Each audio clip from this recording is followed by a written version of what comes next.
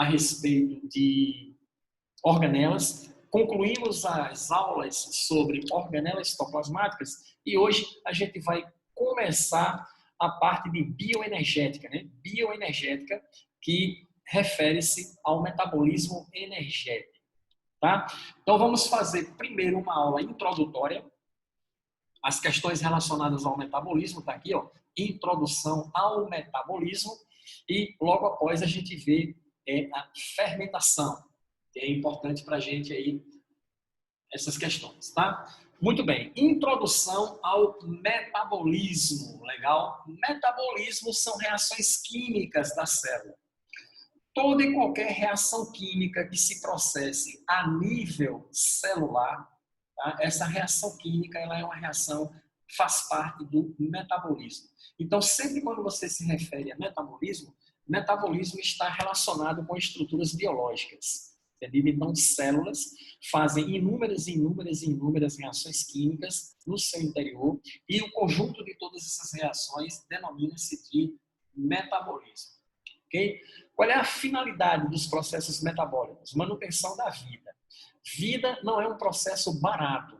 Vida é um processo caro. A manutenção da vida exige muitos recursos e existe muita atividade. São bilhões e bilhões e bilhões de reações químicas para manter o organismo funcionando, para manter células, tecidos e órgãos funcionando. Ok? E quais são os tipos de metabolismo? A primeira situação é o catabolismo. Quando a gente fala em metabolismo, que se refere aos conjuntos de reações químicas, então nós temos aí o catabolismo. Catabolismo são reações de quebra ou degradação de substâncias. Entendido? Certo ou não? É um processo que libera energia. Então, quando eu catabolizo, qual é o meu objetivo no catabolismo? É pegar substâncias que estão armazenadas em células, em tecidos, degradar essas substâncias com a finalidade de produção de ATP, com a finalidade de produção de energia. Respiração celular. O que é que se faz?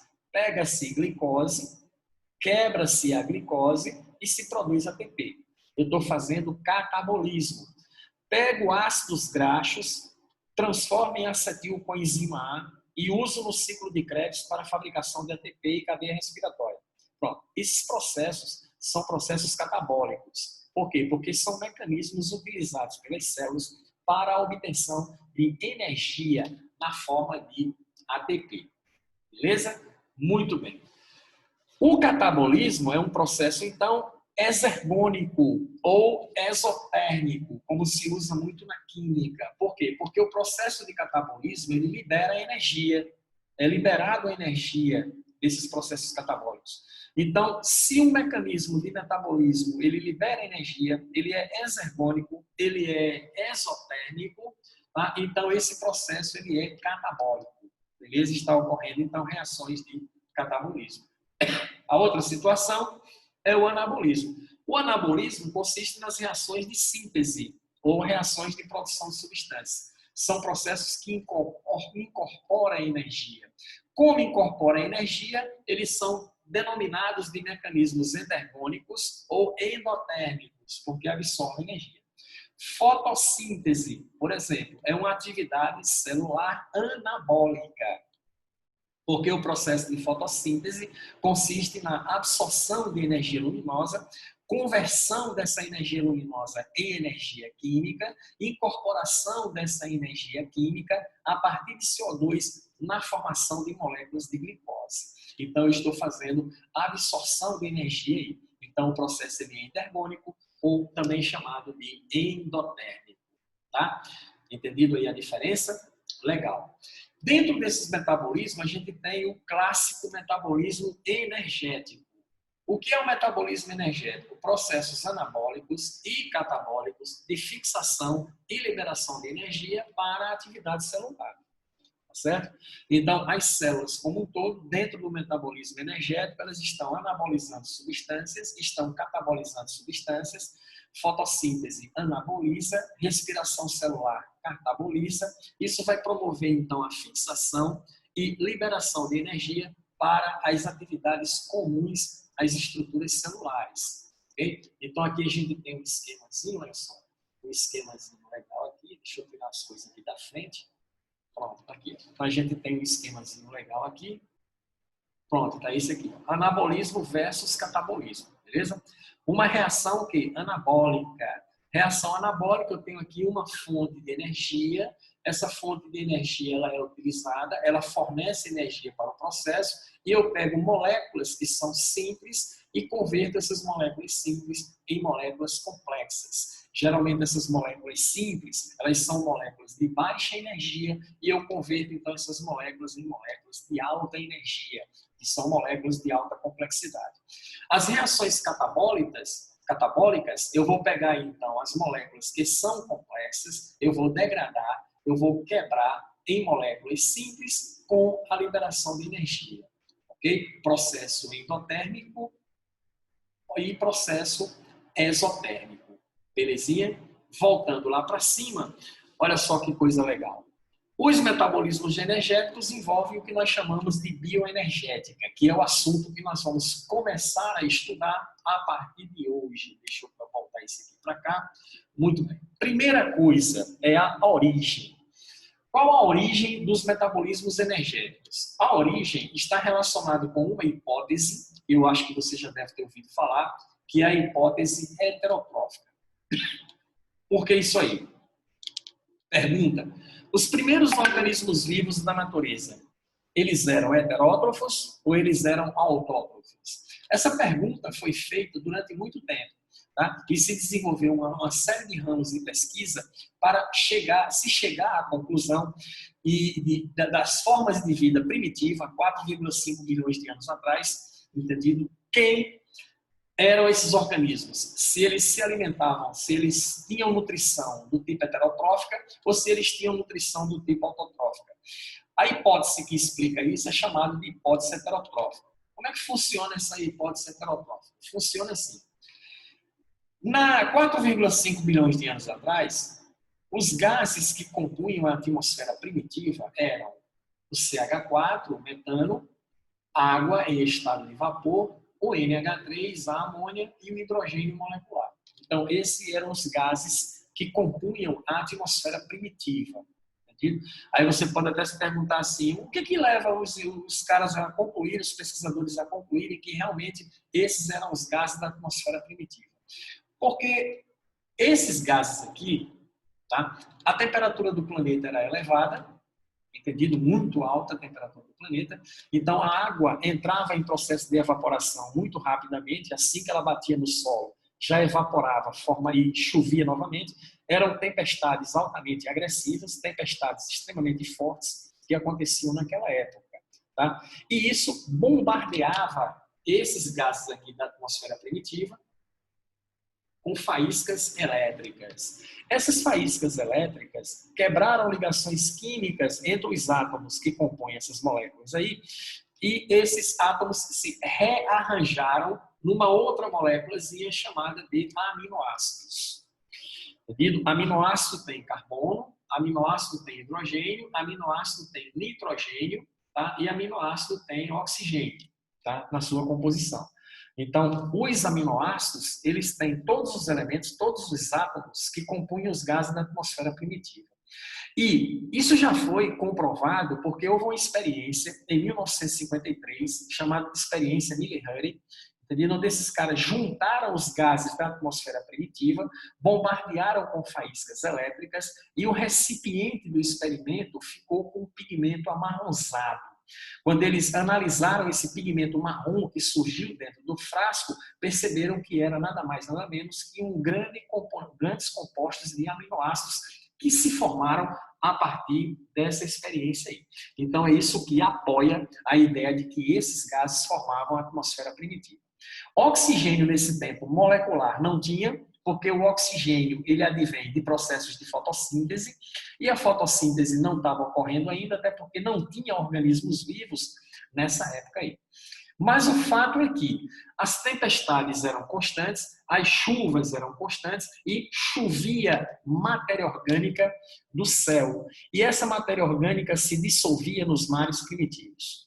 Aminoácidos devem ter se ligado, formando então cadeias proteicas, e eu tenho agora proteínas em meio aquoso. Proteína em meio aquoso vai formar conglomerados proteicos, coloides proteicos, que eu denomino isso de coacervados. Tá certo? Então aí, esses coacervados são exatamente os precursores das células. Entendido? Coacervado nada mais é do que proteínas envoltas em líquido circulante. Né? É uma solução coloidal de proteínas. Se formou isso em grandes quantidades nos mares primitivos. E a partir daí, a evolução foi seguindo, surgiram então, consequentemente, as células. Então, a hipótese heterotrófica. Muito bem. A pergunta, então, feita é a seguinte: sequência.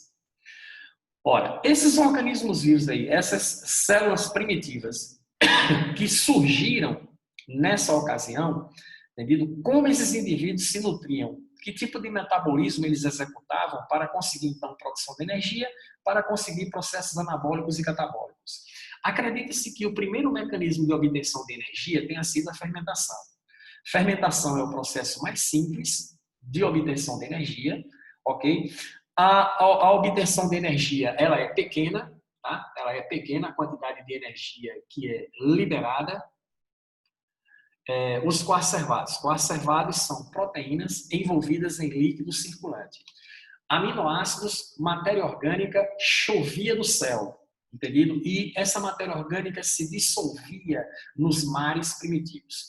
Quando a gente pega proteínas e mistura com água, você não forma uma solução, você forma um coloide, entendido? Porque as proteínas têm altíssimo peso molecular. Quando eu junto sal com açúcar, eu tenho uma solução. Aliás, água com açúcar, eu tenho uma solução, garapa. Quando eu junto sal com água, eu tenho uma outra solução, soro ou coisa parecida. Mas quando o soluto são proteínas, formam coloides. Então, os coacervados nada mais eram do que grandes compostos coloidais que apareceram nos mares primitivos. Esses compostos aí, eles foram evoluindo, desenvolvendo sistemas de membranas até formar o que denominamos hoje de primeira célula. Essa célula, ela precisava se nutrir. O coacervado não é um organismo vivo, entendido? Coacervado não é um organismo vivo. Coacervados são coloides proteicos, proteínas envolta em líquido circulante, dissolvido nos mares primitivos. Os mares primitivos eram riquíssimos em matéria orgânica. Tinha nutriente e alimento em grandes quantidades lá. Tá? Aminoácidos, compostos proteicos, coacervados, coloides e outras coisas. E aí, como a disponibilidade de matéria era muito grande, nessa época, há 4,5 bilhões de anos atrás, acredita-se que as primeiras células que surgiram, evoluídas desses coacervados aí, que precisavam se nutrir, elas viviam no meio ambiente fazendo exatamente fermentação, porque a matéria orgânica ela era extremamente abundante. Entendido? Então, admite-se, baseado nisso, que a fermentação tenha sido o primeiro processo de metabolismo energético da natureza. E a fermentação é um processo heterotrófico. Ok? Quem fermenta são heterótrofos, são indivíduos que não são capazes de sintetizar seus próprios alimentos. Então, esses indivíduos fermentavam a matéria orgânica que estava disponível no meio. Entendido? Então, eles fermentavam isso aí para obter energia líquida, para obter ATP. Embora a quantidade de ATP seja pequena na fermentação, mas foi isso o que aconteceu. Resultado. Deixa eu ver aqui. Tudo ok. Resultado. Só que o advento da fermentação libera CO2. CO2, gás que não existia na atmosfera primitiva ainda. Entendido? Apareceu, então, o CO2. Porque existem, dos 3 processos de fermentação importantes, 2 provocam a liberação de CO2. A gente vai ver em detalhes daqui a pouco. Aí, CO2, água já existia, né? É uma condição sine qua non para a vida, é a existência de água. A gente entende isso aqui no planeta Terra, e entende também que na perspectiva cósmica, na perspectiva universal, seja do mesmo jeito. Eu, particularmente, acho que talvez não seja. Né? Talvez água não seja um elemento que é essencial para a vida em todo o universo. Tá? Mas nós analisamos todo o universo pelo padrão de vida que a gente conhece. E o único padrão de vida que a gente conhece é esse aqui. Então, esses organismos vivos primitivos, eles fermentavam, essas células, esses organismos unicelulares fermentavam e provocavam forte liberação de CO2. A evolução foi acontecendo e aí o que ocorreu aí? Surgiram organismos vivos que desenvolveram certos pigmentos que eram capazes de captar a luz, tá? Juntar CO2 mais água e fazer um processo chamado de fotossíntese. Então, acredita-se que na sequência da hipótese heterotrófica, o primeiro processo foi a fermentação, o segundo processo foi a fotossíntese. Só que a fotossíntese, né, começou a liberar na natureza um gás que não existia, chama-se o oxigênio molecular. Então, o oxigênio molecular, ele apareceu, entendido, através do processo de fotossíntese. Só que esse oxigênio aí, ele começou a participar de um ciclo que faz parte do ciclo do oxigênio, que é a formação do ozônio. Moléculas de oxigênio oriundas da fotossíntese, que o oxigênio é um resíduo do processo de fotossíntese, liberada na atmosfera, subiam para as camadas mais altas da atmosfera e quebravam-se em átomos de oxigênio livre. Uma molécula de O2 são 2 átomos de oxigênio ligados por uma ligação covalente. A radiação ultravioleta quebra as ligações covalentes e liberam esses átomos, que são bivalentes. Moléculas de oxigênio que não foram quebradas se encontravam com átomos de oxigênio formando o O3, o ozônio, que o ozônio é um filtro de RUV, o ozônio é um filtro de radiação ultravioleta. E aí o que aconteceu? Como a maior parte da radiação ultravioleta era mantida na estratosfera terrestre por causa da camada de ozônio, a temperatura do planeta foi ficando mais amena. E o advento do oxigênio levou a outro processo de metabolismo energético chamado de respiração aeróbica. Então eu tenho aqui a respiração aeróbica. A respiração aeróbica provoca a liberação de mais CO2 e mais água. Então, quando você respira, inspira, você capta o oxigênio proveniente da fotossíntese e lá nas suas células, esse oxigênio ele vai oxidar a glicose, entendido no processo de respiração celular, e o resíduo desse mecanismo aí é CO2 mais água, que é liberado então para o meio ambiente na expiração. Então, essa hipótese aí da sequência dos processos de metabolismo energético, entendido, aconteceu dessa maneira. Primeiro foi a fermentação então libera CO2 para o meio ambiente, CO2 se juntando com água, surgiram então os organismos capazes de pegar luz, CO2 mais água, fotossintetizar, e aí libera oxigênio. O oxigênio então passa a ser usado pela respiração aeróbia para a produção de energia e libera CO2 mais água, que é novamente utilizado pelos produtores. Concorda ou não? Olha só. Então eu tenho aqui, ó, a fotossíntese libera oxigênio, que é utilizado pelos seres da respiração aeróbia. Esses seres da respiração aeróbia liberam mais CO2 e mais água, que volta para o fotossintetizante, que vai produzir mais matéria orgânica e liberando oxigênio.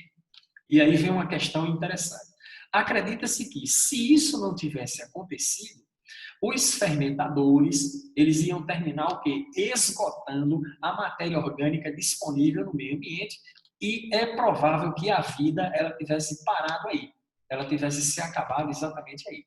O advento evolutivo da fotossíntese e da respiração aeróbia foi o que fez com que a vida continuasse no planeta e permanece até hoje. Belezinha aí? Certinho? Ok? Ok. Deixa eu ver aqui como é que está a situação. Tá tudo beleza? Pronto, show. Agora é o seguinte, certo? Extremamente importante no estudo de metabolismo energético é a dinâmica da bioenergética, certo? Existe um processo dinâmico que eu chamo isso de dinâmica da bioenergética, como esses processos de metabolismo energético funcionam. Para a gente entender esses mecanismos, antes mesmo de entrar no estudo desses mecanismos, é necessário que a gente conheça determinados coadjuvantes que são extremamente importantes em todos esses mecanismos de metabolismo energético. Quem são esses coadjuvantes aí? O primeiro que a gente vai analisar é os aceptores de hidrogênios e elétrons. Para que os mecanismos de metabolismo energético sejam possíveis, é necessário que eu tenha aceptores de H+, aceptores de elétrons, que é exatamente a energia liberada nos processos, que será usado para a produção de ATP ou outros compostos. Aí, quem são esses aceptores aí de H+ e de elétrons? O primeiro que a gente vai analisar é o NADP. O NADP é nicotinamida, adenina, dinucleotídeo, fosfato. Durante todos os processos de metabolismo energético, principalmente fotossíntese, a gente vai ouvir muito falar sobre o NADP. Tá certo? O NADP oxidado, entendido? Ele é reduzido para NADPH, porque ele acepta o hidrogênio. No momento em que esses hidrogênios são liberados, no processo de fotossíntese, a gente vai ver como isso funciona. O NADPH, certo? É o NADP reduzido, certo ou não? Ele incorporou energia, então ele foi reduzido, e o NADP é o composto oxidado. Ele liberou o hidrogênio, ele liberou energia. Então, quando eu oxido, eu libero energia. Quando eu reduzo, eu absorvo a energia. Então, o NADP, a nicotinamida, adenina, dinucleotídeo, fosfato, quando ela capta hidrogênio nas reações de metabolismo energético, ela então está na forma reduzida. Quando então, numa outra etapa do processo, ela perde esse hidrogênio para a formação de alguma coisa, a gente vai ver como funciona isso, então ele é oxidado. Então, essas moléculas estão o tempo todo sendo reduzidas e sendo oxidadas, tá? Sendo oxidadas e sendo reduzidas. No processo funciona assim.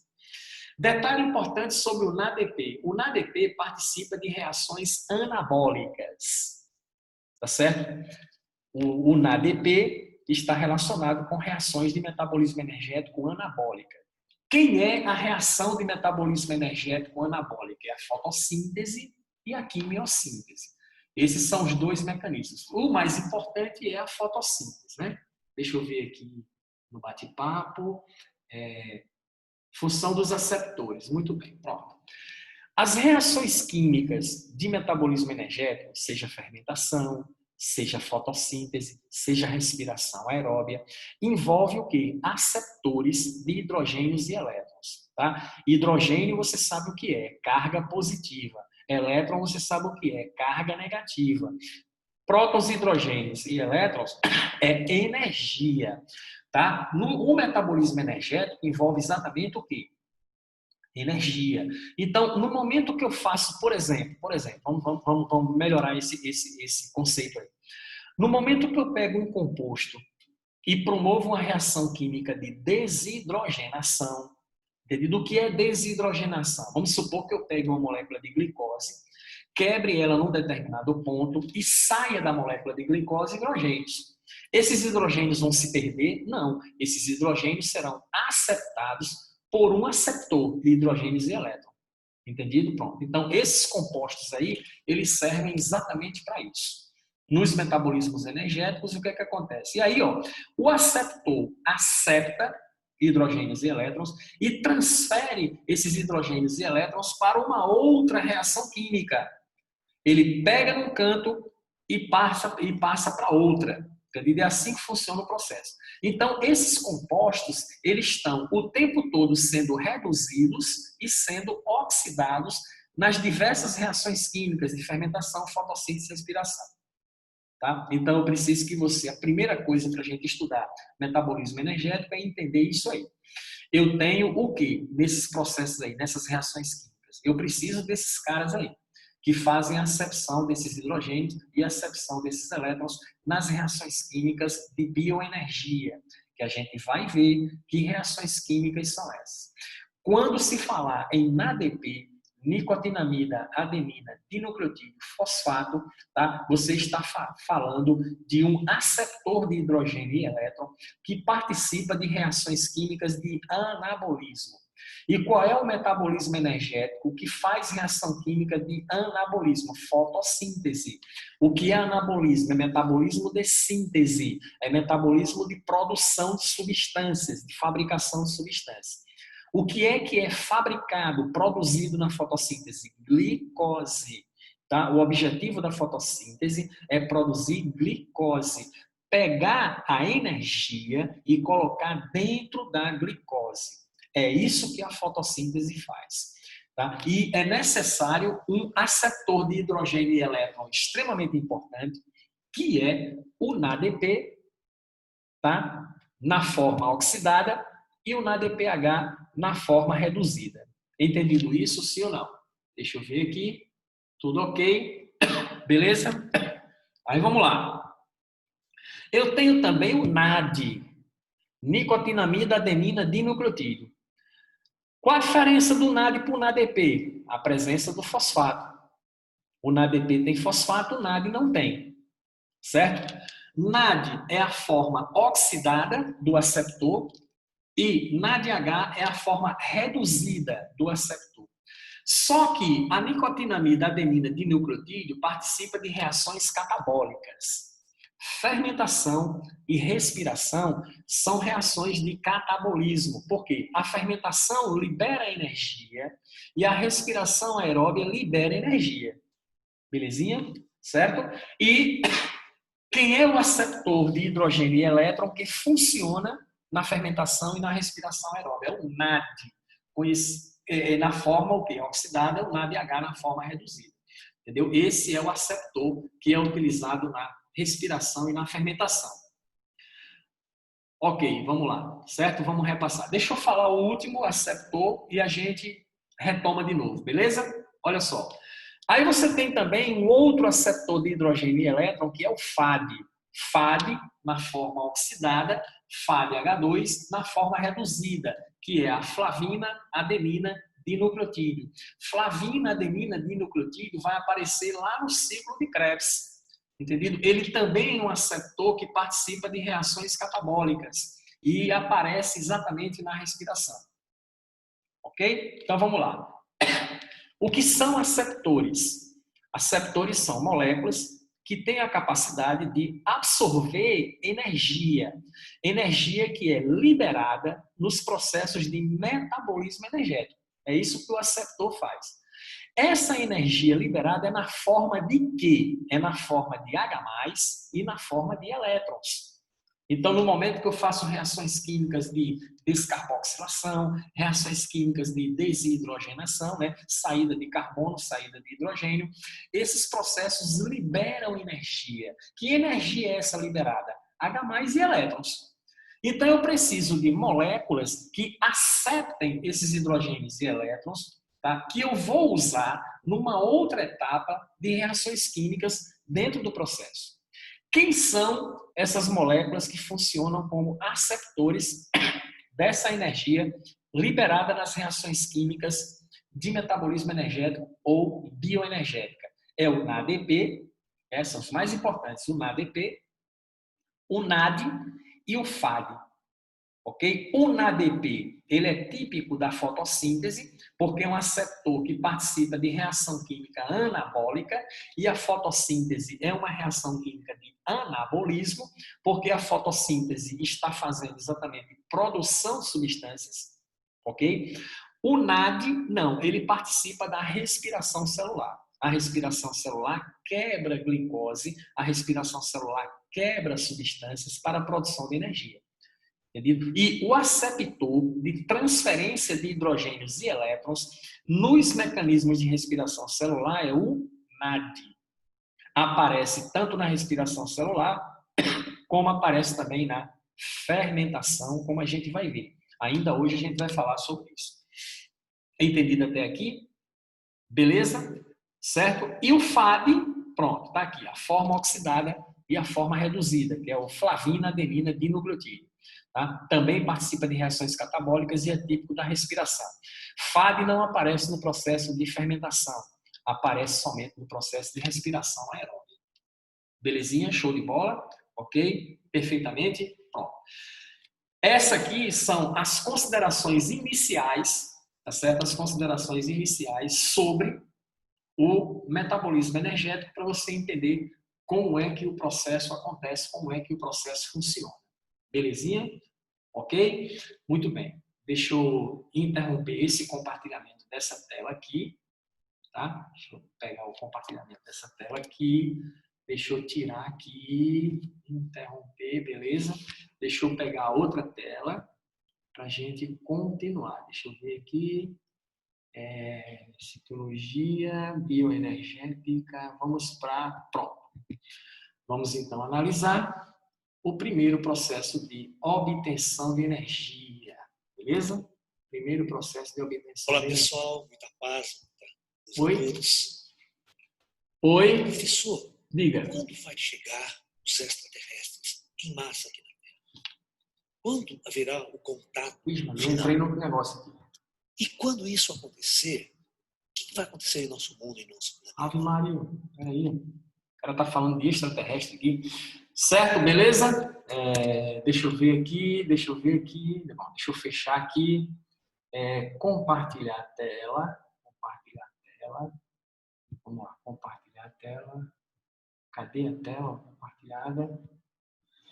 Deixa eu ver aqui, bate-papo aqui, kkk, essa foi boa, que susto. É porque ele iniciou um vídeo do YouTube aqui, eu nem vi esse negócio aqui. Entendeu?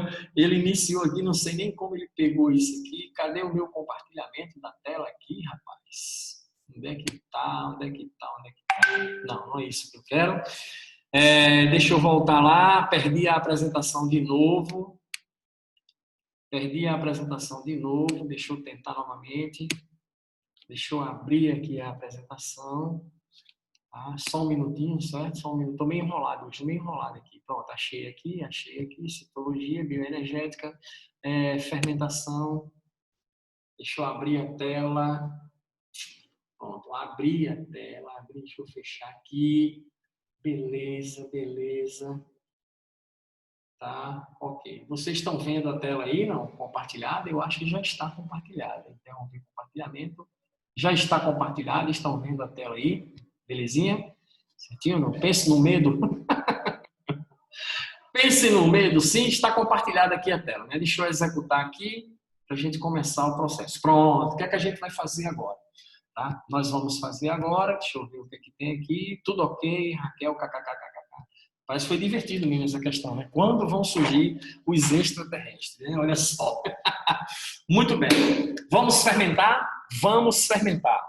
A primeira pergunta para você a respeito de fermentação é a seguinte. Vocês sabem o que é Maria Louca? Entendido? Será que alguém aí tem alguma ideia do que é Maria Louca? Vamos ter o que falar dessas aulas online. Eu também acredito que vamos ter mesmo o que falar, certo? Mas eu quero saber o seguinte, o que é Maria Louca? Certo? Essa é a pergunta para você. Alguém sabe o que é? Me diga aí, alguém sabe o que é Maria Louca? Maria é bebida caseira dos presos. É exatamente isso, bebida caseira dos presos. Como é que se faz Maria Louca? Se faz assim, ó. O cara pega uma lata de leite vazia, de preferência uma lata de leite grande, entendido, vazia, e ele coloca água dentro dessa lata de leite e mistura com arroz. Ele recebe a comida do presídio, ele mistura a água com arroz, tá? Pega uma fruta cítrica, dá para um preso daquele, de preferência o que tem a boca mais suja, ele vai mastigar então aquela fruta cítrica, belezinha ou não? E vai cuspir dentro daquela infusão de água com arroz. Beleza? Mistura tudo, fecha a lata de leite com a infusão e deixa nessas condições por 30 dias. 30 dias depois, quando ele vai lá e abre a lata, ele vai ter uma infusão alcoólica com 17% de teor alcoólico. Dá para ficar bêbado numa boa. Entendido? E segundo já me disseram, eles vendem isso a R$100 a dose. Eca, que nojo, é quase indígena. Mas é assim que funciona, a Maria Louca funciona assim. Você não queria tomar uma dose disso, não? Então eles preparam a Maria Louca dessa forma, bem escondidinho, para o pessoal, os guardas penitenciários não virem. Mas a Maria Louca encerra exatamente um processo que é um processo de fermentação, que é chamado de fermentação alcoólica. Realmente o crime não compensa, certo? Fermentação alcoólica, que foi o que aconteceu lá, certo? Então a gente vai ver, consequentemente, como é que funcionam esses mecanismos. Vamos lá, fermentação, deixa eu me preparar aqui, tá aí. Fermentação, considerações iniciais sobre fermentação, tá? Preste bem atenção para você entender como esse mecanismo acontece, como ele funciona. As considerações iniciais sobre fermentação, primeiro, tá? A fermentação é um mecanismo que consiste na degradação parcial da glicose. Por quê? Porque a única etapa de liberação de energia da glicose é a glicólise. Eu vou ter a liberação de energia quando eu quebro a glicose em ácido pirúvico, que é o processo chamado de glicólise. Entendido? Então, na respiração celular, eu vou quebrar totalmente a glicose, ligação química por ligação química. Então, essa degradação ela é total na respiração celular. E envolve 3 reações químicas: a glicólise, o ciclo de Krebs e a cadeia respiratória. Tá? Envolve esses 3 processos aí. Na fermentação, eu não tenho ciclo de Krebs, eu não tenho cadeia respiratória. Tudo que eu tenho é a glicólise. Então, eu faço uma quebra da molécula de glicose, eu quebro a molécula de glicose em ácido pirúvico e leva à produção de 2 ATPs no final do processo. Todo o processo de fermentação, tá?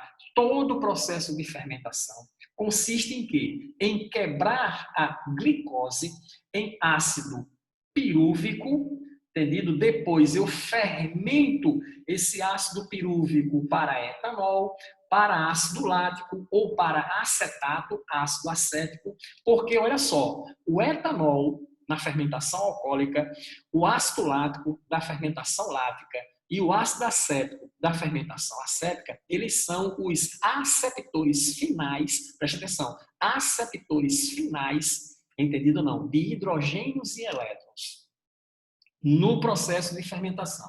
É isso aí o que acontece. Okay? A ocorrência, onde é que ocorre? Ocorre no citosol, ocorre no citoplasma da célula. Em anaerobiose, o que quer dizer isso? A ausência de oxigênio. Fermentação é um processo que ocorre em ausência de oxigênio. E o rendimento energético que se obtém é apenas 2 moléculas de ATP, só. Entendido? Por que um rendimento energético tão baixo, embora a glicose seja uma molécula de alta energia? Porque eu não quebro a molécula de glicose totalmente. Eu quebro a molécula parcialmente. Eu faço somente uma quebra. A energia liberada nessa quebra é suficiente apenas para a produção de 2 ATPs. Belezinha? Então, todo o processo de fermentação, ele vai funcionar assim. Importante, tá? Importantíssimo isso. Cai muito em prova, certo? E às vezes o aluno confunde isso. Então, preste atenção. Super importante esse detalhe aqui que eu vou dizer para você. Fermentação e respiração anaeróbia. Ok? Fermentação e respiração anaeróbias são processos diferentes. Ok? Não é o mesmo processo. São processos diferentes. Na fermentação não há cadeia respiratória. Na respiração anaeróbia, eu tenho cadeia respiratória, ou seja, cadeia transportadora de elétrons. Entendido? Citocromos são proteínas transportadoras de elétrons. Belezinha? Então, isso não existe na fermentação, só existe na respiração anaeróbia. Outro detalhe importante. O aceptor final na fermentação de elétron, tá aqui, ó. O aceptor final de elétron é o lactato. quando eu tenho fermentação lática, é o etanol, quando eu tenho fermentação alcoólica, e o acetato, quando eu tenho fermentação acética. E são os 3 processos de fermentação importantes. Na respiração anaeróbia, o aceptor ele é inorgânico, ele não é um composto orgânico. O aceptor final é um composto inorgânico. Geralmente o SO2, aliás, o SO4, que é o sulfato, e o NO3, que é o nitrato. Temos também as mercaptanas, que são bactérias extremófilas, que têm como aceptor o metano. Entendido ou não? Elas vivem em condições muito extremas. Então, esses organismos aí, tá? Uma sulfobactéria, ela faz o quê? Não fermentação, ela faz respiração anaeróbia. Entendido ou não? Ela produz como aceptor final o sulfato. Daí ela ser chamada de sulfobactérias. Entendeu a diferença? Então, fermentação e respiração aeróbia são processos de metabolismo diferentes. Entendido aí? Certo? É importante isso. Aí, vamos lá. Tipos de fermentadores. Tipos de fermentadores, você tem o seguinte. Você tem os fermentadores que são anaeróbios estritos. Anaeróbios estritos, eles não utilizam oxigênio em nenhuma situação. Você tem, por exemplo, o Clostridium botulino, tá? Que a atividade do Clostridium botulino na fermentação libera uma toxina, que é a toxina botulínica, extremamente danosa para o sistema nervoso central. Tá? Mas essa bactéria é uma bactéria fermentativa, é um anaeróbio estrito, mas que realiza o quê? Fermentação. Ela faz fermentação alcoólica, essa bactéria aí. Então você vai no supermercado, encontra uma lata de algum produto lá que a lata está estufada. Você não deve pegar essa lata para consumir o produto, porque é certeza absoluta que esse produto aí esteja contaminado pelo Clostridium botulino. O Clostridium tetani provoca o tétano, comumente encontrado em metais oxidados, metais com ferrugem. Você encontra isso aí. Ela também é uma fermentadora estrita. Se você colocar essas 2 bactérias em meio com oxigênio, é provável que elas morram, elas não vão sobreviver, porque elas são muito sensíveis ao oxigênio, que termina oxidando as suas células, provocando a morte e a destruição da bactéria. Tá? Mas eu tenho também aqui os anaeróbios estritos, tá? Eu tenho os anaeróbios facultativos. Tá? Aqui eu tenho o anaeróbio estrito que faz respiração anaeróbia, como é o caso das arqueobactérias e as sulfobactérias, que a gente comentou anteriormente, e os anaeróbios facultativos. Os facultativos, tá? Eles tanto fazem fermentação, como eles fazem respiração aeróbia. Eles fermentam e eles respiram. Você tem o Saccharomyces cerevisiae, tá? Você tem os lactobacilos, que fazem fermentação lática, certo? Esses indivíduos, eles são facultativos. Se tiver oxigênio, ele respira, entendido? Se não tiver oxigênio, ele fermenta. A mesma coisa é o Saccharomyces cerevisiae, né? Que é o famoso levedo de cerveja, que é utilizado no processo de fermentação alcoólica para a produção de cerveja. Saccharomyces cerevisiae, se tiver na presença de oxigênio, ele não vai fermentar. Então, o processo todo, ele acontece em grandes tanques hermeticamente fechados para que eu obtenha sucesso no processo de fermentação, na produção de cerveja. Entendeu aí? Então, esses são os tipos de fermentadores e essa é a forma como esses fermentadores operam, da maneira como você pode classificá-los. Certo? Deixa eu ver aqui o bate-papo. Isso, exatamente, certo? A questão do vinho, ficar rançoso é exatamente isso aí. Porque é o seguinte, certo? Vinho funciona assim. Eu produzo vinho por um processo de fermentação alcoólica. Tá? Então, eu pego o açúcar da uva, faço o processo de fermentação e esse processo de fermentação ele tem 3 estágios, dependendo do tipo de vinho que eu quero produzir. Os vinhos, por exemplo, que a gente chama de suaves, que são vinhos doces, é porque a fermentação ela foi interrompida. Entendido? Então, no meio do processo, o cara parou, suspendeu o mecanismo de fermentação e engarrafou o produto. É chamado de vinho suave, porque ele é doce. Por quê? Porque ele ainda tem açúcar na solução. Por que ele ainda tem açúcar? Porque o cara não deixou completar o processo de fermentação. É diferente do vinho seco. O vinho seco não, o cara deixa completar o processo total de fermentação. Aí ele não tem aquele sabor adocicado. Entendido? Que é o que acontece. Então, tem vários tipos de saturação fermentativa quando o indivíduo produz vinho. Só que o vinho, depois de engarrafado, tá? Por que o cara usa cortiça para engarrafar o vinho? Ele usa cortiça pelo seguinte, porque você vai pegar aquela garrafa e você vai guardar em algum lugar, agora você vai guardar a garrafa deitada, para que o líquido entre em contato com a cortiça. A cortiça úmida, umedecida, molhada, ela incha, aumentando a vedação da garrafa. Por quê? Se houver a entrada de oxigênio dentro da garrafa de vinho, ele vai sofrer um processo de oxidação virando vinagre. Entendeu aí? Certo? É tanto que vinagre, você já deve ter comprado um vinagre no supermercado chamado minhoto. O minhoto tradicional está escrito no rótulo, vinagre de álcool. Você já deve ter visto isso. Por quê? Porque eles usam etanol para fazer o processo de fermentação, levando ao ácido acético. A mesma coisa acontece com o vinho. Entendeu aí? Então, essa é a questão. Mas daqui a pouco a gente vai ver os detalhes sobre isso. Tá certo? A outra questão importante aqui, deixa eu ver se tem mais uma pergunta. Se tem mais uma pergunta.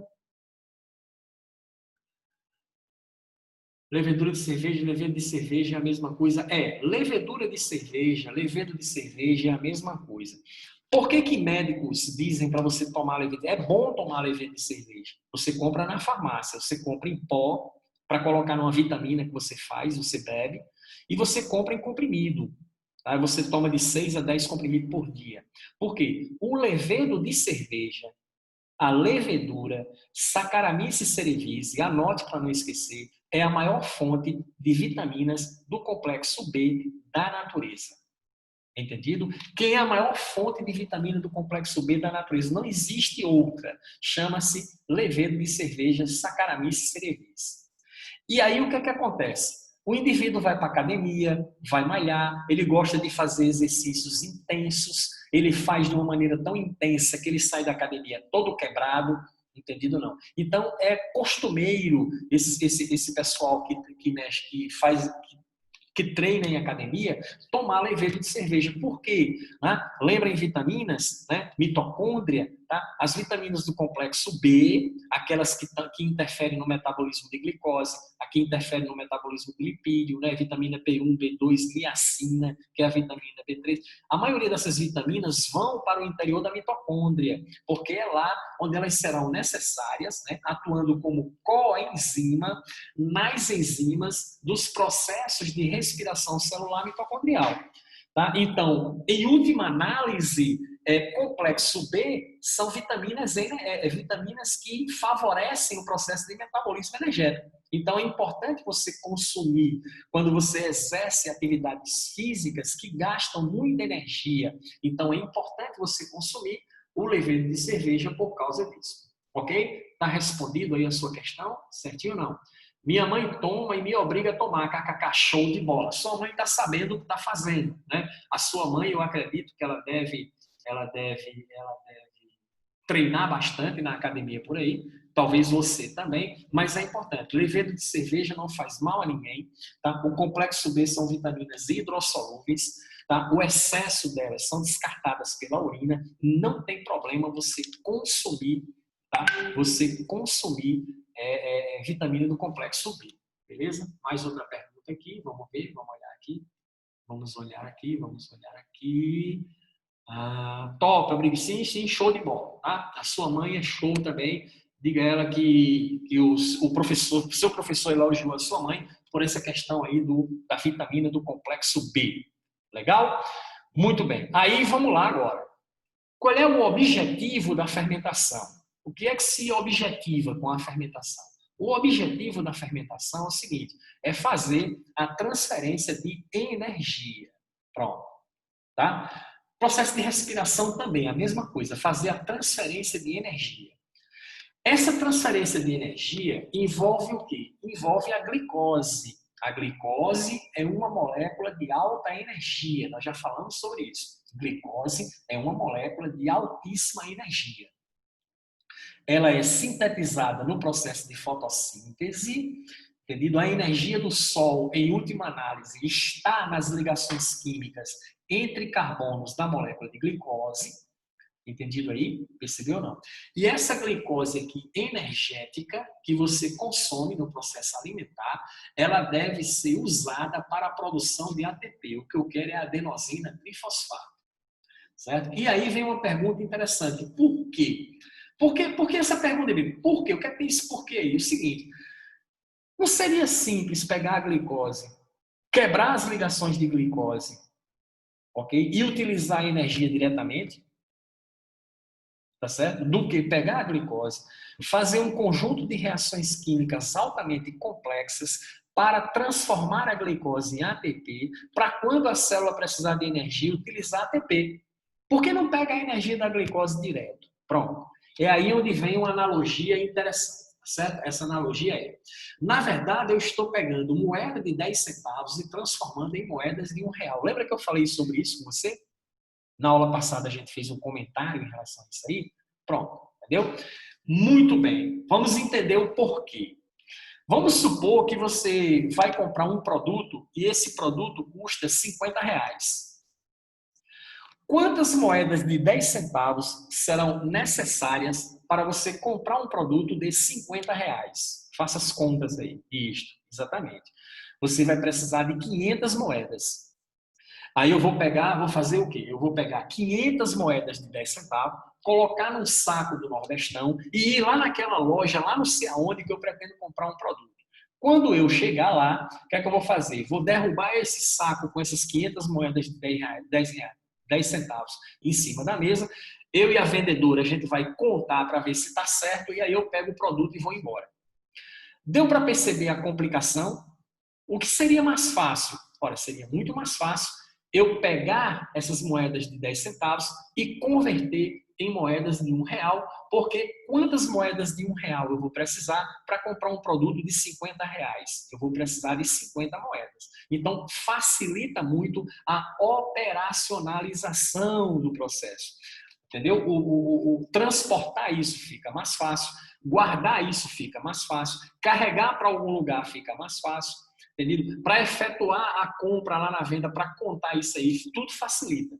Então, o objetivo da célula é pegar a glicose, não utilizar a energia da glicose diretamente, mas fazer todo um processo de quebra da glicose, liberar essa energia da glicose, ó, processo exotérmico, entendido? E guardar essa energia em moléculas de ATP é exatamente isso, porque ATP é energia concentrada. Entendeu aí o lance? Então, esse é o objetivo do processo. Legalzinho? Aí, tipos de fermentação. Quais são os tipos? Eu tenho a fermentação alcoólica. A fermentação alcoólica é a fermentação onde eu pego glicose e, no final do processo, eu tenho o aceptor final de hidrogênios e elétrons, que é o etanol. O etanol é um álcool.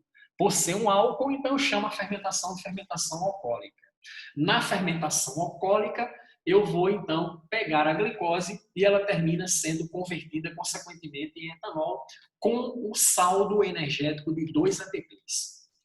A fermentação láctica, eu pego a glicose, tá? Quebro a glicose em ácido lático. O ácido lático é o aceptor final, tá, de hidrogênios e elétrons na fermentação lática. Assim como na fermentação acética, quem é esse aceptor final é o ácido acético. Belezinha? Funciona assim. Alguma pergunta até aqui? Não, tudo vazio, ninguém perguntou nada. Então vamos adiante, né? Vamos adiante. Ih, esqueci de colocar os efeitos aqui, mas tudo bem. Certo? Vamos lá. Funciona assim, tá? Esqueça esses textos que estão aí, depois a gente vai comentar sobre eles. Mas vamos para cá. Processos fermentativos. Pronto. Processos fermentativos. Preste bem atenção, tá? Se ligue aí. Você entendendo esse aqui, você vai entender o resto, como é que funciona. Pronto. Então, pega a glicose, C6H12O6. Posso fazer isso também com frutose. Entendeu? C6 aqui também é C6H12O6. Glicose e frutose são isômeros de cadeia. Tá? Posso trabalhar tanto com um como com o outro. Então tá aqui, ó, glicose é C6H12O6.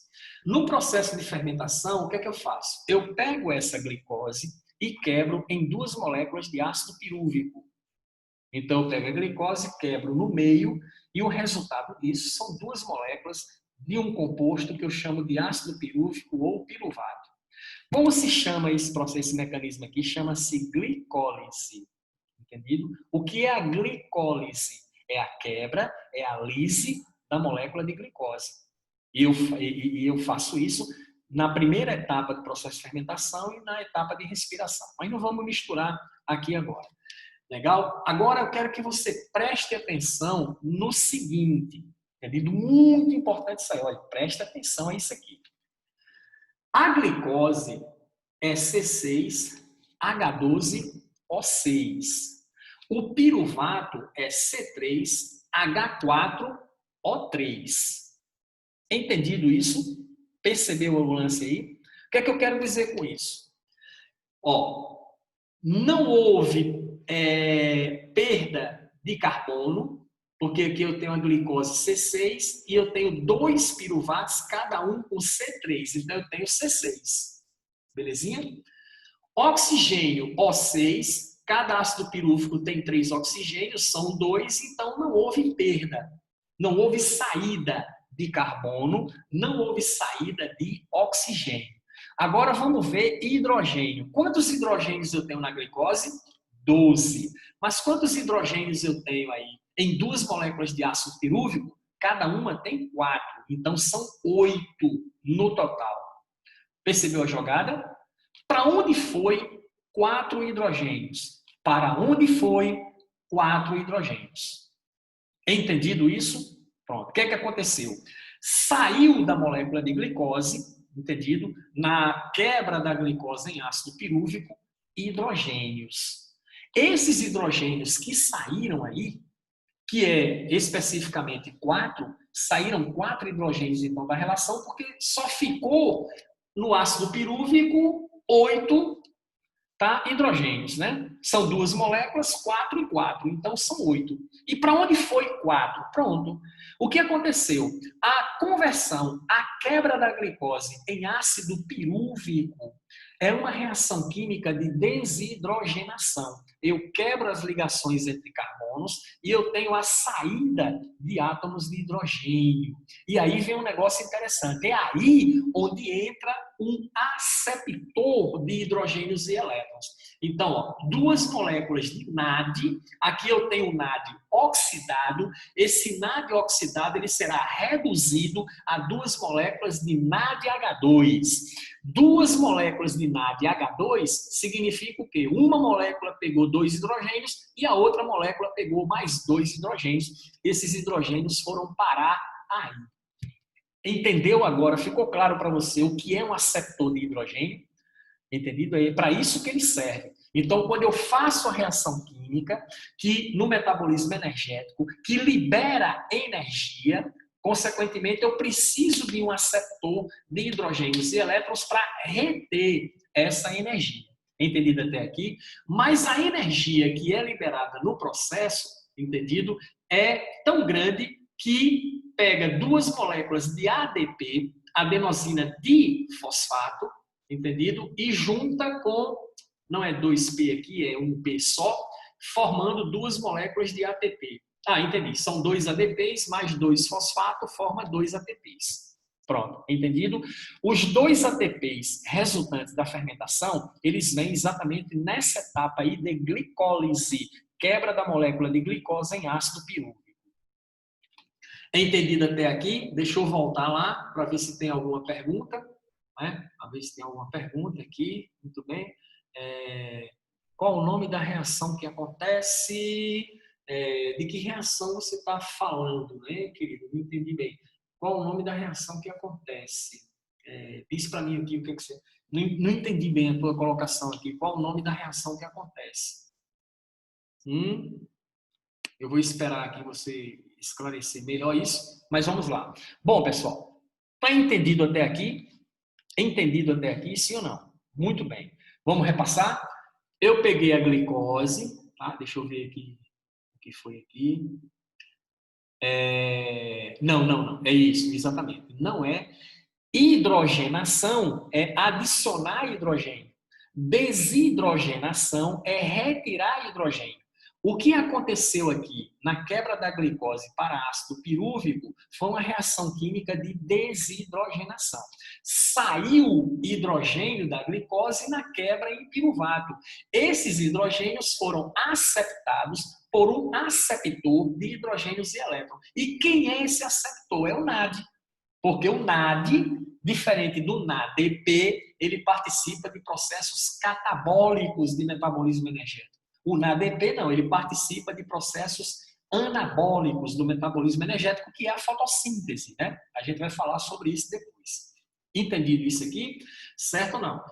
Aí, olha só, sim, show de bola, qualquer coisa pode perguntar, eu estou de olho aqui no chat, né? Para acompanhar a coisa toda. Certo?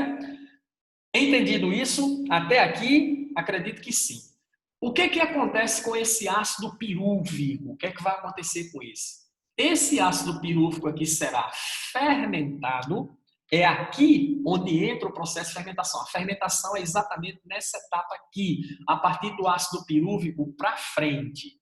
Esse ácido pirúvico aqui, ele é quebrado em duas moléculas de etanol. Duas moléculas de etanol. Entendido ou não? Certinho? Belezinha? Ok? E aí, vamos lá. Olha só. O ácido pirúvico, que tem fórmula C3H4O3, certo? Olha só. Eu tive aqui no ácido pirúvico a perda de carbono, porque o ácido pirúvico é 3 carbonos, o etanol é 2. Então, saiu o carbono. Se saiu o carbono, o que é que eu tenho? Eu tenho aí um processo de descarboxilação. Entendido? Quando sai hidrogênio, eu tenho uma desidrogenação. Quando sai carbono, eu tenho uma descarboxilação. E aí, se eu peguei compostos de 3 carbonos e quebrei em compostos de 2 carbonos, saiu carbono. Ok? Hidrogênio, saiu hidrogênio? Não, ácido pirúvico H4, etanol, água H4, mas saiu oxigênio, O3 e aqui é O. Saiu também oxigênio.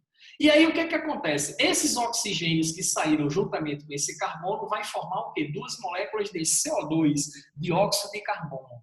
Então, o mecanismo, o processo de fermentação alcoólica libera CO2 nessa etapa aí de ácido pirúvico para etanol.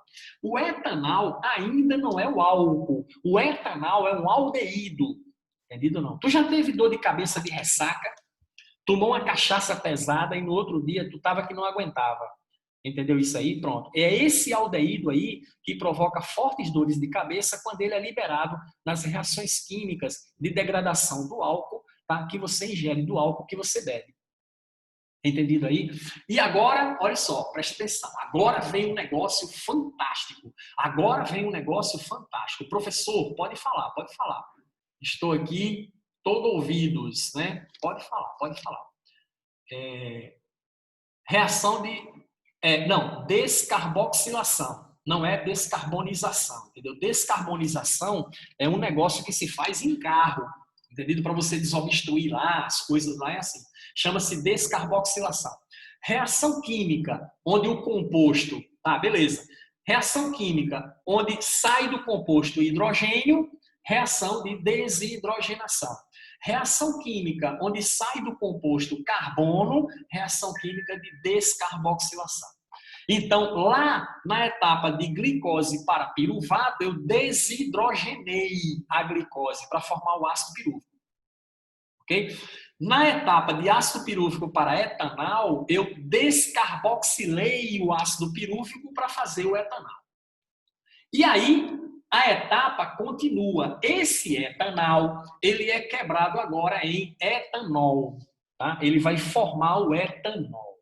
Preste atenção para você entender. Vamos lá? Olha lá. C2, H4, H5, O e OH. Percebeu o lance aí ou não?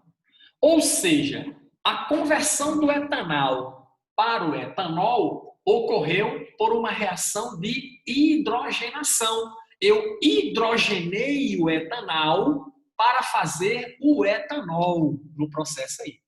Beleza? E agora a pergunta-chave agora é a seguinte.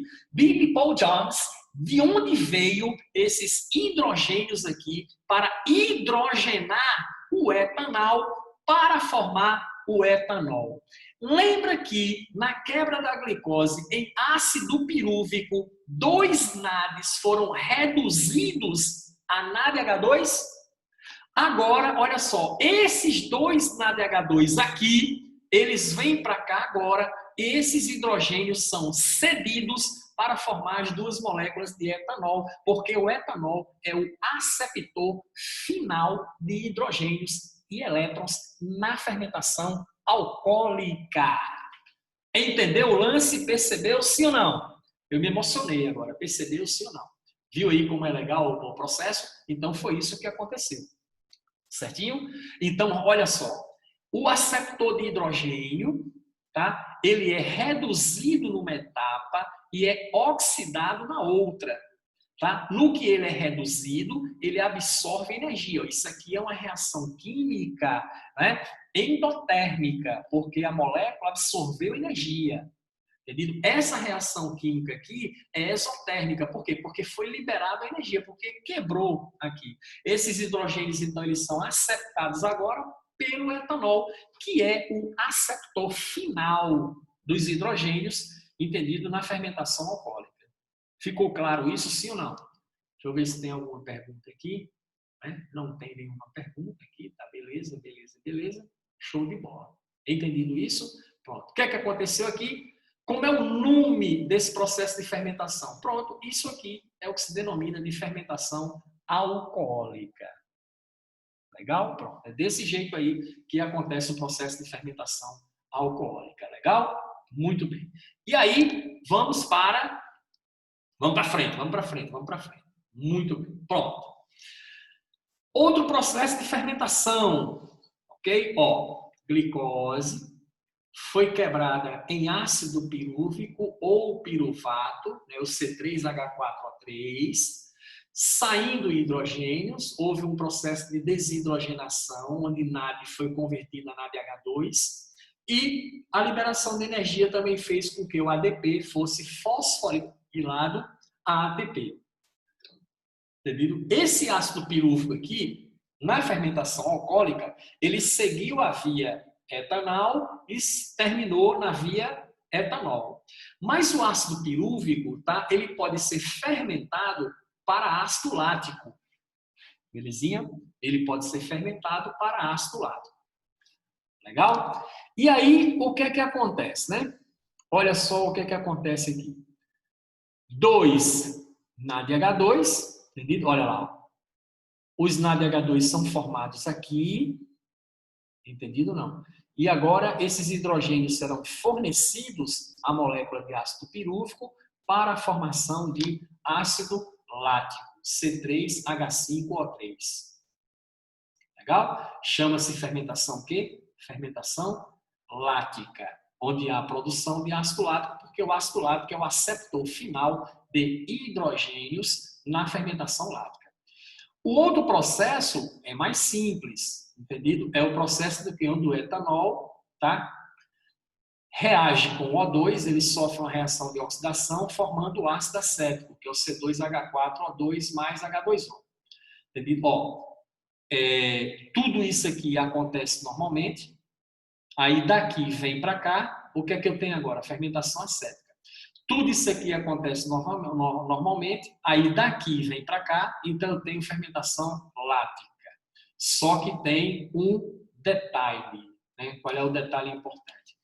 A fermentação acética e a fermentação lática, eu esqueci de colocar aqui no esquema, eu vou até corrigir isso aí, tá certo? Libera CO2, mas a fermentação lática, ela não libera CO2, percebe? Ó? Entendido? O ácido pirúvico aqui e tal, ok? Passa para cá, mas por que isso acontece? Ó, C3, não houve reação química de descarboxilação, então não sai CO2 aí da operação. do processo. Belezinha? Legal. E aí, vamos lá. Observação IPC. Primeira observação IPC, tá? Se tiver O2, o piruvato irá para a mitocôndria. Se a célula estiver em ambiente, né, porque esses fermentadores aqui são fermentadores facultativos, tá? Eles utilizam oxigênio se tiver e não utilizam oxigênio se não tiver. Na ausência de oxigênio, o piruvato fermenta. Na presença de oxigênio, o piruvato irá para a mitocôndria para fazer respiração, porque o saldo energético na respiração é muito maior. Então, a célula, o organismo fermentativo, entendido? Ele tem que estar num ambiente em ausência de oxigênio, para que ele fermente. Porque se tiver oxigênio, ele prefere não fermentar, ele vai respirar, porque a produção de ATP é muito mais alta. É isso aí o que vai acontecer. Legal? Muito bem. Aplicações, né? Vamos às aplicações. Coisas que caem em prova, tá? Fermentação alcoólica, produzida pelo Saccharomyces cerevisiae, né? Que é o conhecido levedo de cerveja, ok? Então, se você pegar levedo de cerveja e misturar com suco de uva, você produz vinho. Pega levedo, mistura com suco de malte, você produz cerveja. Pega levedo mais cana-de-açúcar, você produz cachaça. Pega levedo mais batata, você produz vodka. E também a fermentação alcoólica é utilizada para a produção de biocombustíveis, que é o combustível verde, muito usado, tá? Essa produção de biocombustíveis aqui no Brasil. O Brasil ele trabalha muito dentro dessa tecnologia. Liberação de CO2 na fermentação alcoólica faz crescer massas de pães e bolos. Aí eu botei ali fermento Fleischmann. Ó, muito bem, olha só. Caiu uma questão de Enem aí, uma época dessa aí, bem interessante. A questão era assim. O cara estava com 2 recipientes lá, parece que ele estava preparando um bolo ou pão, não sei, entendido? Ele prepara toda a massa do pão, prepara toda a massa, pega um pedacinho dessa massa e bota no recipiente com água. No momento que ele joga essa massa dentro do recipiente com água, a massa afunda. A massa afunda. E aí ele deixa lá. O tempo vai passando e daqui a pouco essa massa começa a subir. Ela vem para a superfície, ela começa a boiar. Então, nesse ponto, a massa está pronta para ir para o forno. O que é que significa isso? O processo de fermentação ele já aconteceu. A fermentação libera CO2, a massa, então, ela incha. Entendido ou não? Certinho ou não? E aí dá aquela consistência natural do bolo, né, que ele não decai sobre si mesmo, o pão também não decai sobre si mesmo. Aí você diz, por que botar no forno? Bota no forno porque a temperatura acelera o processo, liberando ainda mais CO2. Eu não sei se você já ouviu falar, né, eu acho que você já passou por isso, talvez você lembre disso aí, a sua mãe estava preparando um bolo.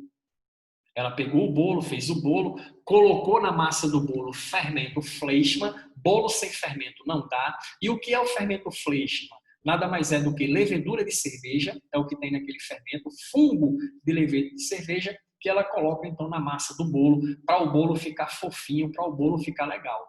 Não é isso aí o que ela faz? Muito bem. Então, olha só. Eu não sei se você passou por essa experiência, mas eu passei. Minha mãe ou alguém vai preparar um bolo. E esse bolo, ele vai ficar no forno por meia hora. Entendido? Certo ou não? Aí a pessoa bota o bolo no forno, fecha aquela parte do fogão onde está o forno e cronometra no relógio.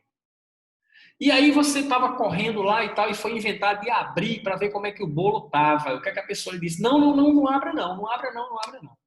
Porque se abrir, entra oxigênio dentro do forno. E aí, se entrar oxigênio dentro do forno, o processo de fermentação é suspenso. E aí termina o bolo não prestando, porque ele vai decair sobre si mesmo. Aí fica aquele bolo murcho, sem sentido.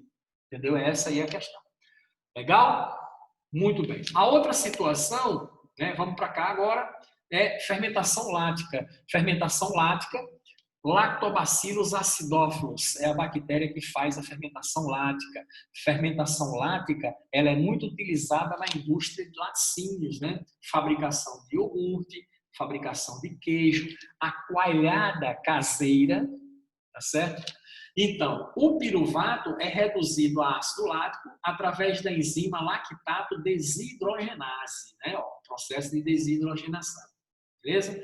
O piruvato é reduzido a ácido lático através da enzima repetiu aqui, tá? O acúmulo de ácido lático nos tecidos leva à fadiga. Tá para montar nessa apresentação aqui tarde, aí deu esse resultado aí. Mas tudo bem, repetiu aqui, mas eu vou deletar isso aqui. O acúmulo de ácido lático nos tecidos leva à fadiga. E aí, uma questão também que cai em prova sobre isso é a fermentação lática e a atividade muscular. Você vai para a academia malhar, né? Se você estiver treinando série para volume são série de 8 repetições. Então, você faz 3 séries de 8 repetições.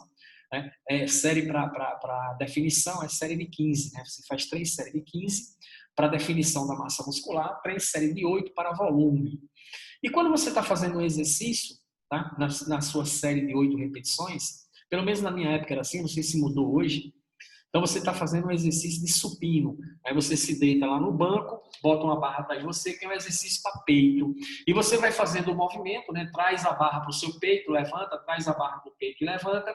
E aí, sempre a 7ª e 8ª repetição é dura de fazer muitas vezes, porque falta gás.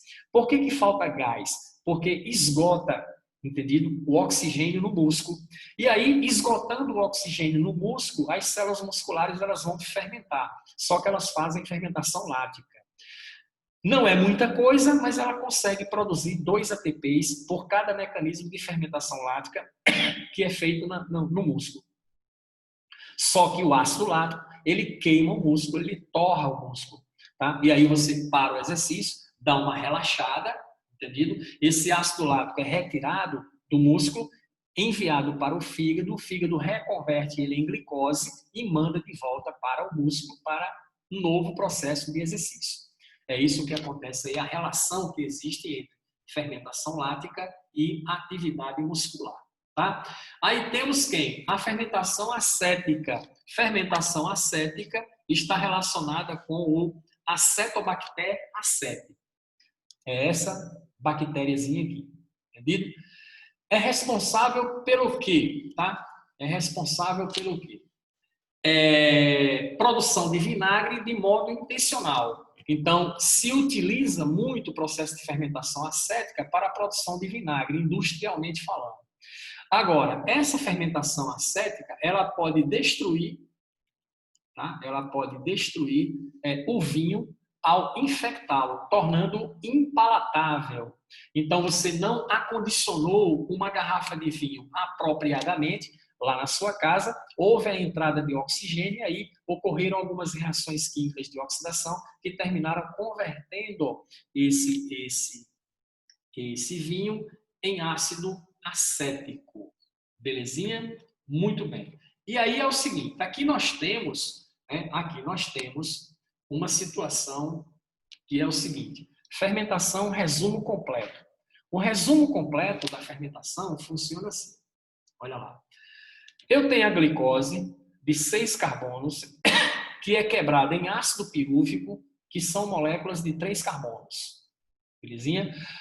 O ácido pirúvico, ele pode ser fermentado para etanol, que é uma molécula de 2 carbonos. Então, por isso, há a saída de CO2. Entendido? Pode o ácido pirúvico ser fermentado para ácido lático. O ácido pirúvico tem 3 carbonos, o ácido lático tem 3 carbonos, então eu não tenho saída de CO2. Tá? E eu posso ter o ácido pirúvico sendo levado para etanol, entendido? E depois para ácido acético, saindo o quê? Havendo descarboxilação aqui, ó, formando a formação de CO2. Tá? É o etanol que pode gerar a produção de ácido acético. Todos os processos aí produzem um rendimento energético de 2 ATP. Então, esse quadro aqui é o quadro resumo completo dos mecanismos de fermentação. Tá? Que dá para você ter um resumo legal aí. Ó, glicose em piruvato. Sempre em todo o processo de fermentação eu vou ter a glicólise, que é a quebra de glicose em piruvato. Agora, a partir desse piruvato, eu posso ter formação de etanol, de ácido lático ou ácido acético, porque esses são os aceptores finais, tá, de hidrogênio no processo de fermentação. Belezinha? Certo? Com isso, a gente conclui aqui nossa etapa de fermentação. Deixa eu interromper o compartilhamento aqui. Beleza? Deixa eu interromper o compartilhamento aqui.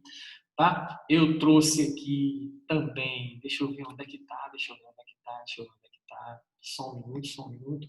Deixa eu pegar aqui. Deixa eu pegar aqui e fechar aqui. Pronto, fechei. Agora deixa eu ver aqui uma coisa.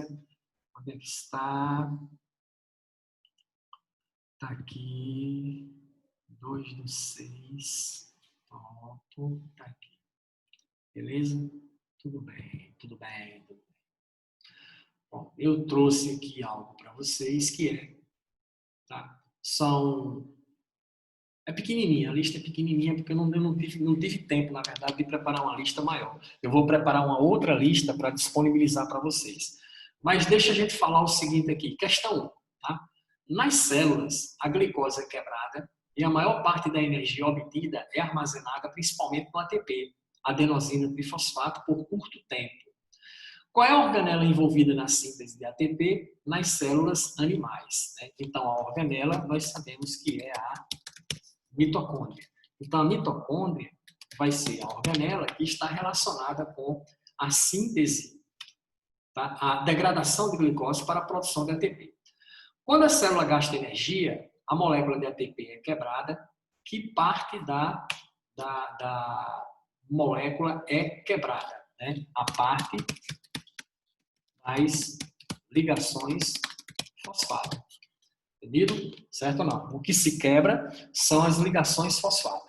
Quantas ligações fosfato eu tenho numa molécula de ATP? Questão de prova isso aí. Quantas ligações fosfato eu tenho numa molécula de ATP? Que são energéticas. Eu tenho 2. Entendido? Certo ou não? Eu tenho o nucleotídeo de adenina, que é a adenina ligada a uma ribose. Essa ribose está ligada a um fosfato. Mas essa ligação fosfato-ribose, ela não é energética. As 2 ligações subsequentes são as 2 últimas ligações. Entendido? Que essas 2 últimas ligações aí é que são quebradas e reconstituídas o tempo todo, porque é nelas onde está a energia. São ligações altamente energéticas. Mencione 2 processos bioquímicos celulares que produzem energia na forma de ATP. Então, você tem aí fermentação, tá? Fermentação e respiração aeróbica. Belezinha? Muito bem. São esses 2 aí processos. Analise as afirmações abaixo. Vamos ver o que ele diz aqui. A fermentação, né? Eu compartilhei, galera? Eu compartilhei esse negócio? Eu compartilhei esse negócio, cara? Eu pronto, agora estamos compartilhados, né? Deixa eu voltar lá, ó. Nas células a glicose é quebrada e a maior parte, eu não tinha compartilhado a listinha, né, amigo? Eu não tinha compartilhado a listinha, não tinha. Agora sim, beleza. Certo? Mitocôndria na letra A, parte das ligações fosfato na letra B, fermentação, respiração aeróbica na letra C. E aqui eu tenho fermentação, respiração aeróbica e respiração anaeróbica são processos de degradação das moléculas orgânicas em compostos mais simples, liberando energia na presença de oxigênio. E aí? Na presença de oxigênio.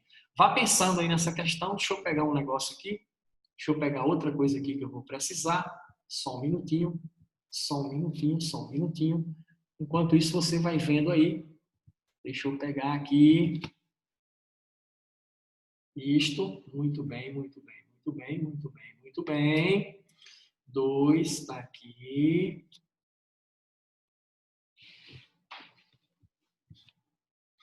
Certo? Fermentação, tá?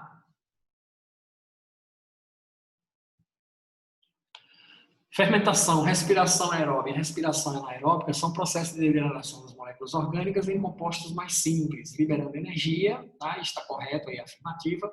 Todos os processos de obtenção de energia ocorrem na presença de oxigênio? Não, porque a fermentação não é um processo de obtenção de energia que ocorre na presença de oxigênio. Tá? A energia liberada nos processos do metabolismo energético é armazenada nas moléculas de ATP. A energia liberada no processo do metabolismo energético armazenada nas moléculas de ATP está correta a afirmativa 3. 4.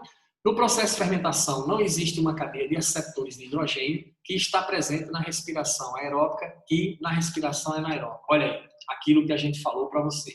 Na fermentação, eu não tenho realmente uma cadeia, tá, de aceptores de hidrogênio, ou seja, uma cadeia transportadora de elétrons. Essa cadeia transportadora de elétrons, ela só acontece nos processos de respiração aeróbica e nos processos de respiração anaeróbia. Belezinha? Isso aí é o que ocorre. Então, está correta a afirmativa. 5, deixa eu abrir aqui. Na respiração aeróbia, o último aceptor de hidrogênio é o oxigênio, enquanto na respiração anaeróbia é outra substância inorgânica. Isso, respiração aeróbia, o último aceptor de hidrogênio é o oxigênio, tá? Tá correto, entra lá na cadeia respiratória, quando a gente vê respiração, a gente vai detalhar isso aí.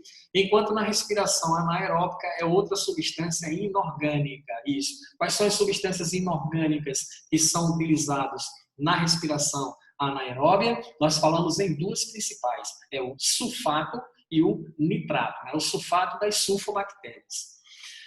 Na fermentação, a energia liberada nas reações de degradação é armazenada em 38 ATPs, enquanto na respiração aeróbia e anaeróbia é armazenada em 2 ATPs.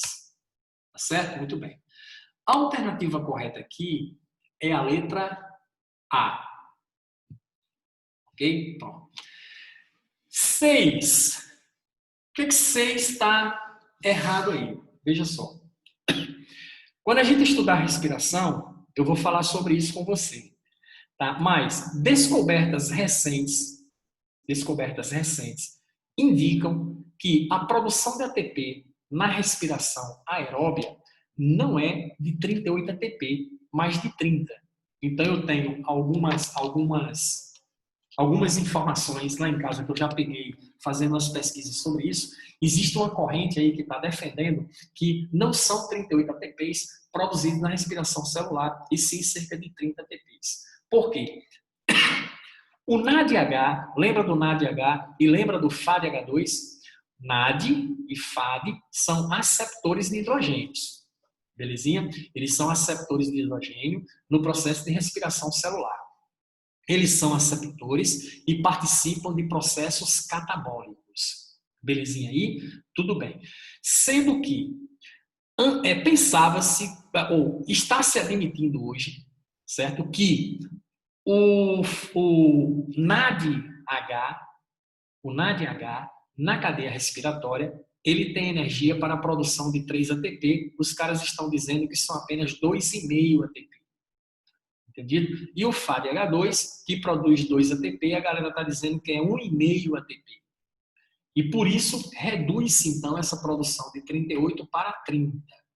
Okay? Na respiração aeróbia e anaeróbia é armazenado 2 ATP, na respiração aeróbica não é 2 ATPs, tá? Isso aí é no processo de fermentação. Mas quando a gente for respiração, a gente vai detalhar essa questão da produção de ATP. Eu acho que eu vou analisar a respiração esse ano com vocês, seguindo pelas duas vertentes. A vertente mais atual, que defende que é 30, e a vertente mais anterior, que gira em torno de 38. A gente vai discutir as duas situações aqui. A realização dos Jogos Pan-Americanos no Brasil, em julho de 2007, estimulou muitos jovens e adultos à prática de atividades físicas. Contudo, o exercício físico não orientado pode trazer prejuízo e desconforto ao organismo, tais como dores musculares, que aparecem quando de exercícios intensos. Uma das possíveis causas dessa dor muscular é a produção e o acúmulo de ácido lático nos tecidos musculares do atleta. Por que se forma ácido lático durante os exercícios? E que cuidados um atleta amador poderia tomar para evitar a produção excessiva de acúmulo desse ácido no tecido muscular? Entendido? E aí, tá? O que é que a gente pode dizer? Tá? As atividades... Deixa eu ver aqui. Deixa eu ver aqui. Tem uma perguntinha aqui. Deixa eu olhar aqui para a perguntinha. Estão seguindo o mais atual... Estão seguindo o mais atual para as questões, né? Ou seja, você está me dizendo que está se seguindo a ideia de 30 ATPs, é isso? É isso que você está me falando? Tá? 30 ATPs. 30. E foi embora o 30 aí. 30, 30, é isso aí que você quer dizer? Pronto, exatamente. Né? Eu tenho feito algumas pesquisas bem aprofundadas sobre isso e tenho captado informações nesse sentido, tá certo? Então, veja só aqui nessa questão número 3, tá? O que se faz para melhorar essa situação aí da questão muscular. Entendido? Ó, atividades físicas intensas, entendido? Para pessoas sem preparo físico, não conseguem disponibilizar uma quantidade de oxigênio necessário para o músculo. É isso aí o que acontece, tá? Na realização da respiração aeróbica. E aí o que é que acontece? Sempre se tem uma perda considerável de oxigênio nas atividades intensas, o que faz com que o músculo realize a fermentação láctica que produz ácido lático, que leva, entendido, à fadiga muscular. Entendido? Para que o atleta ele não sofra tantos incômodos, o ideal é sempre ele iniciar com exercícios físicos leves e aumentando a intensidade gradualmente. Certo? A prática constante da atividade favorece esse processo aí, evitando que o indivíduo tenha acúmulo desses ácidos no tecido muscular. Há milhares de anos, o homem faz uso da biotecnologia para a produção de alimentos, como pães, cervejas e vinhos. Na fabricação de pães, por exemplo, são usados fungos unicelulares chamados de leveduras, que são comercializados como fermento biológico. Eles são usados para promover o crescimento da massa, deixando-a leve e macia. O crescimento da massa do pão pelo processo citado resulta de quê? Resulta exatamente dessa liberação que você tem aí de gás carbônico na atividade, tá certo? De produção.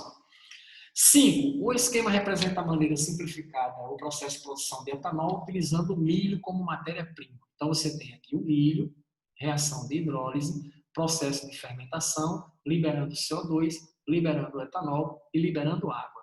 A etapa de hidrólise na produção do etanol a partir do milho é fundamental para quê? É fundamental para quê? E aí? Essa é a questão de número 5. O que é que você diz aí? Hã?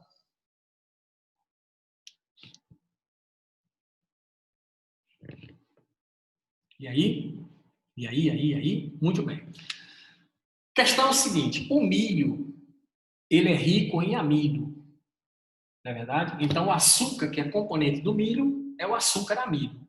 Então, o amido, ele não sofre processo de fermentação, não sofre fermentação alcoólica. Os processos de fermentação envolvem glicose. Então, eu preciso hidrolisar o amido, eu preciso quebrar a molécula de amido, porque quando eu quebro, o amido, na verdade, é um polímero de glicose. Então, eu quebro a molécula de amido e dessa quebra libera-se glicose. A glicose, então, entra no processo de fermentação alcoólica, levando à produção do etanol.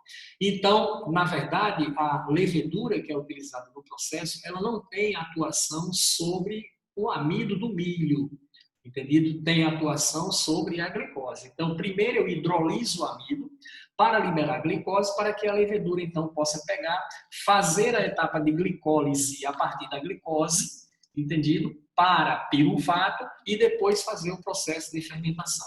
Então, ficamos aqui com a alternativa letra D. Belezinha? Então, essas são as... Vou fazer outra lista, que essa daí ficou porque ontem à noite não deu, já estava muito tarde. Eu estava preparando isso aqui, não deu para eu fazer. Mas, muito bem, pessoal. Essa aí é a ideia sobre fermentação. Próxima aula, a gente vai falar sobre fotossíntese.